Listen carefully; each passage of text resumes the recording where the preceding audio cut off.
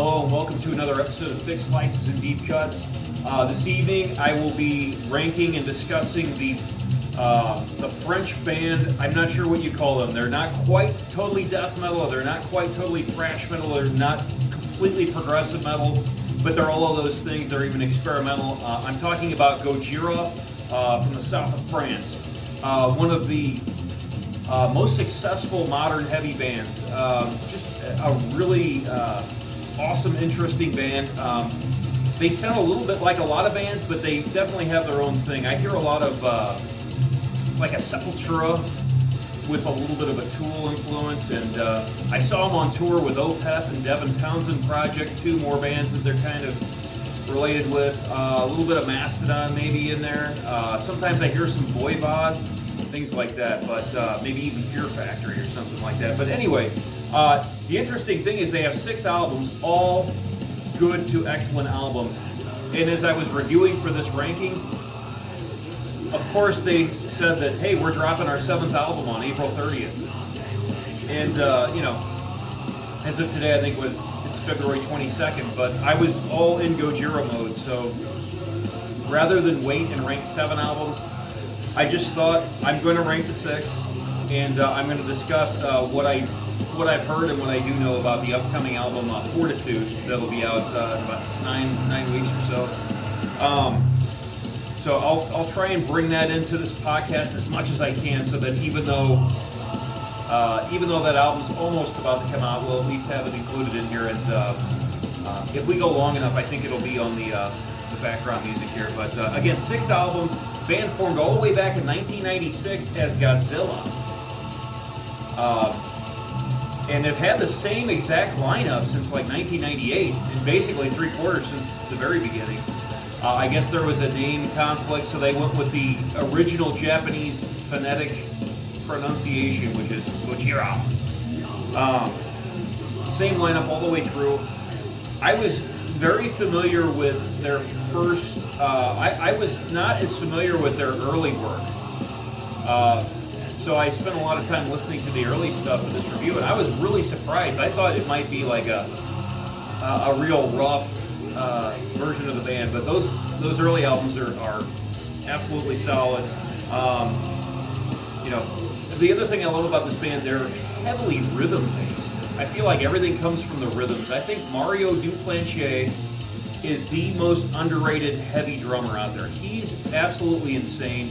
All of these guys are great performers, so they take like simple riffs and just elevate them in some way. The band's led by Mario's brother Joe Duplantier, so much like Sepultura with the Cavalera brothers, you've got the same thing here. You've got Joe on guitar and vocals, and you've got his younger brother Mario on drums, and much like Sepultura, it's just driven by these awesome rhythms. And very heavy, moving around between thrash and death, and a little bit progressive and experimental and atmospheric, and all these things. So, but we'll get right to it. They have 6 albums. I really enjoy all 6, and therefore I'm almost certain that the 7th album coming out here soon will be as good as these. And I'll even make my projection as to if I rank 7 where it would fall. But anyway, here we go. So coming in at number 6, you know, something has to come in at 6. So I'm going to go with, from 2001, I'm going to go with the debut, Terra Incognita. What an excellent debut. I saw somebody say about this album that this is Gojira taking root, but not taking flight. I agree with that. The Gojira sound is kind of already here. I think this is a mixture of good new stuff and their demo stuff. So it's kind of like, it's not a smooth album. It feels like songs are coming from different places and different times and things like that. But you know, the opening track, Clone, has pretty much all the elements of Gojira you like in one song. It's aggressive. It's got the death metal. It's got the double bass drumming. It's got some of the weird Voivod clean singing in there. It's got the clean. It's got breakdowns. It's got some progressive stuff mixed in with the death metal. It's got pretty much everything. Lizard Skin is good. Satan is a lawyer, is the oddest song. It's the most novelty song they're ever going to do. It starts out with like this alternative grungy riff, and he's kind of doing a spoken word over it, and then it goes into a sludgy death chorus. But they've not done anything quite that novelty is on that song. Blow Me Away Universe there's a strange movie clip at the beginning. That's a good one. Deliverance is heavy. Space Time is cool. It gets a little more experimental on the BOTA. Is kind of another like. It's certainly not it's certainly not aggressive. It's not death metal. It's not progressive death metal. It's just something kind of odd and experimental. Love is a good one. In the Forest to end it, but there's a. It's sort of an instrumental that's called 1990 Quatrillions de Tons. And it's just got these people, I guess it's the band, just kind of screaming throughout the whole strange song. So this is a very, very good debut. Very promising. No complaints here. The amazing thing is on the beginning, Christian Andrew, the other guitar player, has basically a shaved head. Well, he's got the longest hair going right now, but back in the beginning he had a shaved head. And the other guys had the long hair. Now the bass player has a shaved head. Joe's hair is much shorter than that. I think Mario's hair is much shorter than that. But cool beginning.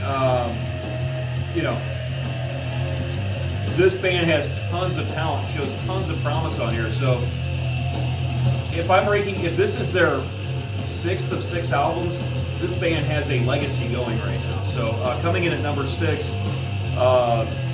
Just a real impressive debut out of nowhere, out of the south of France. I've got Terra Incognita from 2001. Okay, so coming in at number 5, I'm going to go with the follow-up. Their second album from 2003, I'm going with The Link.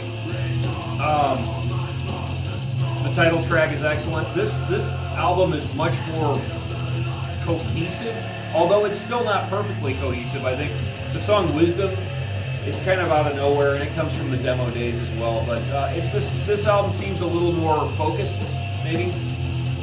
Even closer to the Gojira sound we know. In fact, this is the Gojira sound, but this is definitely the Gojira sound. You would not mistake. Their sound is in full force here. The Link, Death of Me. My favorite song, I think, of the first 2 albums in this first era is Remembrance. There is a groove breakdown in the middle of this song that's something else. Embrace the World is good. It's just inward movement. Over the Flows is kind of strange. It ends with a long instrumental called Dawn. This is just... I was the least familiar with these 2 albums going into this review. I had heard this one a little bit. I had never heard this one. And I spent most of my preparation for this just listening to these first 2 and just really enjoying them. I'm just glad I did the review on this band because these albums are really good. They're very underrated. I don't even think they play these songs live. When I saw them live, they didn't play anything from these 2 albums. But this is just another, like I said, Remembrance is an absolute classic. The title track is an absolute classic. I think Embrace the World and Inward Movement. So just another excellent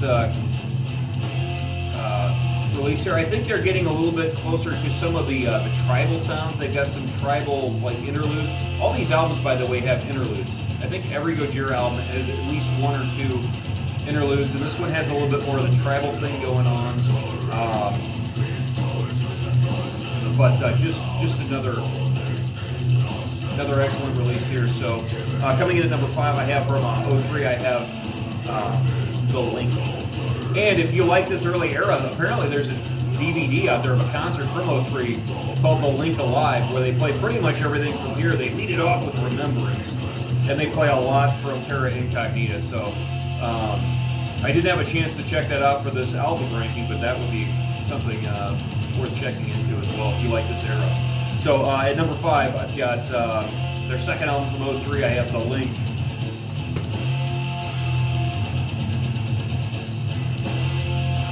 All right, coming in at number 4, Classic album. I'm going to go with this is their 5th album from 2012, L'Enfant Sauvage, which is French for the Wild Child. Just another excellent release. I think this show opened up with the song Mouth of Kala. The title track is good. It opens with Explosia. They're getting even more, they're still maintaining the brutality, the aggressiveness, but there's a lot more progressive. There's a lot more color and dynamics. Planned Obsolescence. I mean, if you want to hear Gojira just grind and blast, man, that's an excellent one. Mario's drumming is just, I can't say enough about Mario's drumming. It's just, he's the quintessential progressive death metal thrashing drummer. Just tons of rhythm. And if you listen to all these songs, they all start with a rhythm. Everything's just driven by tight rhythm. Liquid Fire, The Gift of Guilt. Mine has a couple of bonus tracks, This Emptiness and My Last Creation. But I'm trying to rank these albums, and I kind of know what my number 1 was, and I kind of knew what my number 2 was. And the reason this is 4th is not because it's not a great album. It's just there are a few spots on here where the tracks are not bad. They're just kind of there. Whereas some of these other albums up top up in the mix, you just hit play and everything's classic all the way through. Whereas I think with here, The Axe is okay. The Wild Healer's all right.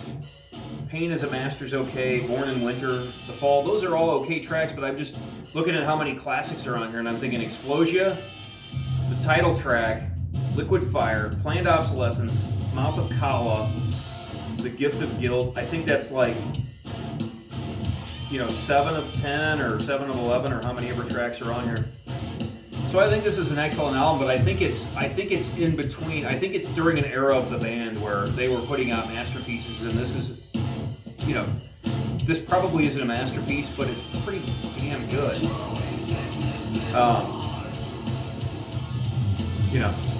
1, 2, 3, 4, 5, 6, 7, 8, 9, 10, 11. Yeah, 7 of 11 songs are excellent, but that's the thing. Most of their albums that have 11 songs have even more than 7 excellent tracks. So in trying to figure out the ranking, that's I've got it. Also, my version too. If you can get this, not only does it have the bonus tracks, it's got a bonus DVD from '09 where they're playing pretty heavily from the previous 2 albums, and they even touch on the first album for one song. So there you go. And there's a drum solo from Mario, so that's pretty cool too. So this is my special version is pretty cool in that manner. But there you go. At number 4, I have their 5th album from 2012, L'Enfant Sauvage. All right, these final 3 are classics.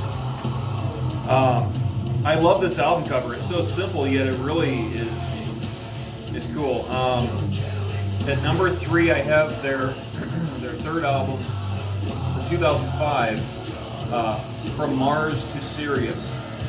I guess that's Mars, that's Sirius, and that's a flying whale. It's almost like you have 3 title tracks on here, because you have a little thing called From Mars. You have a song we just heard, probably the best one on the album, called To Sirius. And there's a song on here called Flying Whales, which that also might be an awesome song. This is their 3rd album. This is where they really make that jump forward. They really add like this post-metal, this atmosphere, this like, I don't want to just simplify it by saying Tool, but they always bring, they have this like Sepultura, but more like a progressive Sepultura and more deathly, but now they're mixing in total progressive atmosphere, and they're making these riffs more memorable, basically. And Flying Whales is a great example of that. It's just got this like dirgy, gloomy, like dark, clean channel guitar. It opens with Ocean Planet, which right out of the gate, it's heavy, it's intense, but it's more memorable. It's not super fast or super teched out, so you're able to enjoy it. And again, this band is so tight that they make good riffs great, and they make great riffs ridiculous. So Ocean Planet goes into Backbone. They played that live. Backbone's another good one. From the Sky. You got an Unicorn, Where Dragons Dwell, The Heaviest Matter of the Universe. That's a great title for a song from this band. Flying Whales. In the Wilderness is another aggressive one. World to Come, From Mars, Too Serious, and it ends with Global Warming, which is another classic. So this is just littered with classics. I mean, I really enjoyed listening to the first two, but this is an absolute gem. And I considered it second. And maybe it is their second best album. It's from my favorite era of the band, I think. But there you go. Just really their, you know, I think they already kind of made their mark, but at this point they've really solidified the fact that, hey, this is our third album. We keep advancing our sound. Absolutely legitimate at this point. Just tons of classics on here. Ocean Planet, Backbone, From the Sky, The Heaviest Matter of the Universe, Flying Whales, In the Wilderness, Too Serious, Global Warming. So there you go. Just an absolute classic from 05. From Mars, Too Serious.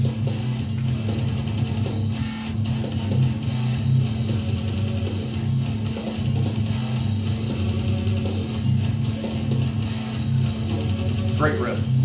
Probably the best riff they ever did.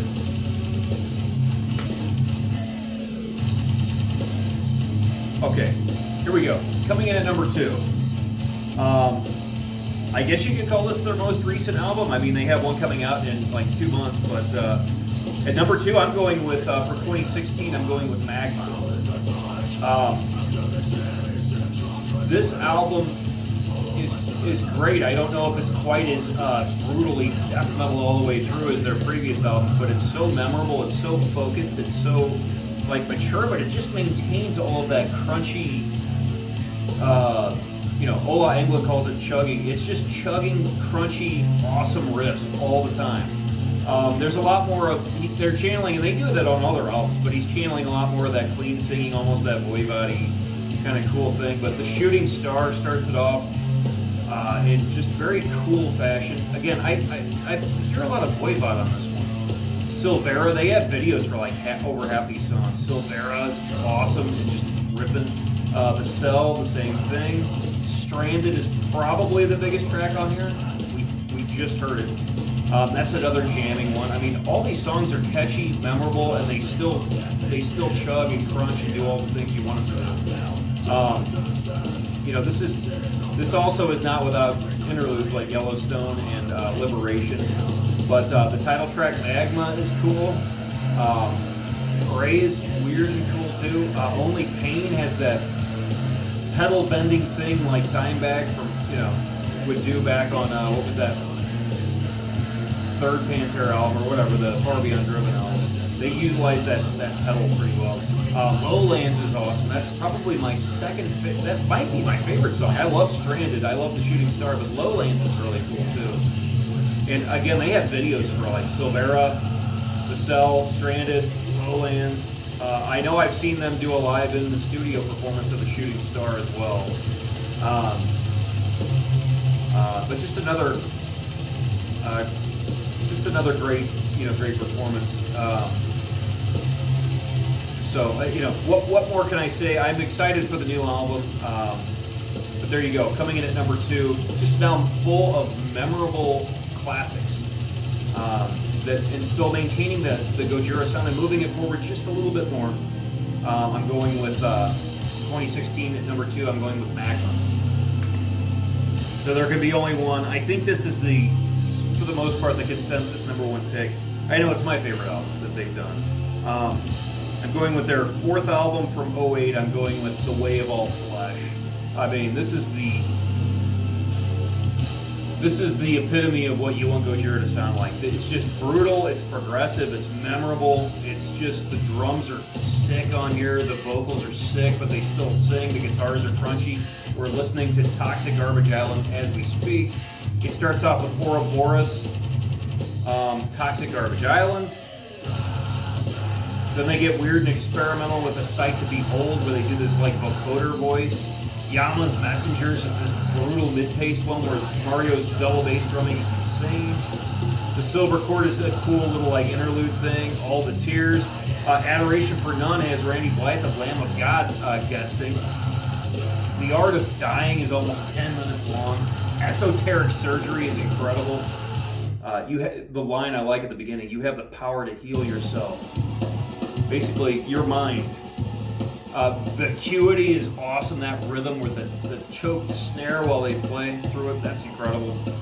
Wolf Down the Earth, and then it finishes with the title track, The Way of All Flesh. I mean, this whole album is just the best. And I can't believe they recorded drums in LA with Logan Mader. I think he was formerly in Machine Head. So that's interesting, but this is just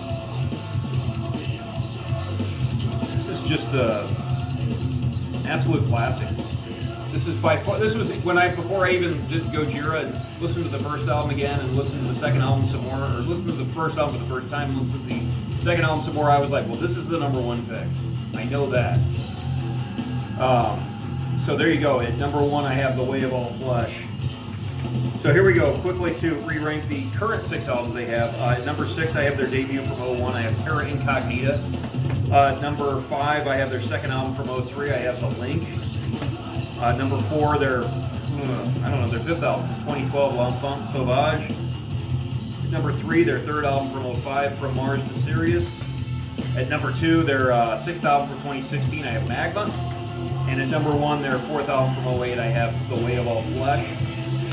Now, to get to their current album, we're listening to Born for This Thing, which is the lead-off track for the upcoming album, the forthcoming album, Fortitude, which will be out probably 2 months, 9 weeks from now. There was also, I think it's called Another World, A Different World, Another World. I've seen the video for that. That song has a cool video, but it doesn't really do a whole lot for me. But this song does. And the video for this is really cool too. So I've heard 2 tracks from the upcoming album. And it sounds good to me. Like I said, I would have loved to have... I was already in Gojira mode. And then, of course, right when I'm in the middle of it, they announced the album coming up here shortly, and I just thought, you know what? Everybody's probably going to do their own review of their own ranking at that point. I guess I'll just beat everybody to the punch and make my guess. My guess is, instead of 6 albums, we would be ranking 7 at that point. My guess is it would fall right in the middle. My guess is it would probably be number 4. My guess is it wouldn't be as good as The Way of All Flesh, but it would probably be... It would probably be better than the first 2, which would put it at 5th. And it might have more classics than L'Enfant Sauvage. So that's my guess, is that it would be right in the middle of the pack at 4. But I'm excited for it. Gojira are one of those instant auto purchase bands. I think they're one of the most I don't know if important's the right word, but relevant, important bands. And plus those guys are exactly my age. I really admire the brothers, Joe and Mario, and plus their gear is great. Joe plays that cool Charvel that looks like a Telecaster, and now Christian Andrew has this cool reverse headstock Jackson Flying V that looks cool, and they have the Gojira software. I can't remember the name of the company that makes it, but for $159, it looks like you get a lot of those Gojira sounds. And for my money, I mean, that's the way to go. So there you go. I think that covers it. We got through that fairly quickly here, but just an awesome band. So far, 6 excellent albums, and I'm guessing here in a couple of months we'll be talking about 7 awesome albums. And don't know if it will be as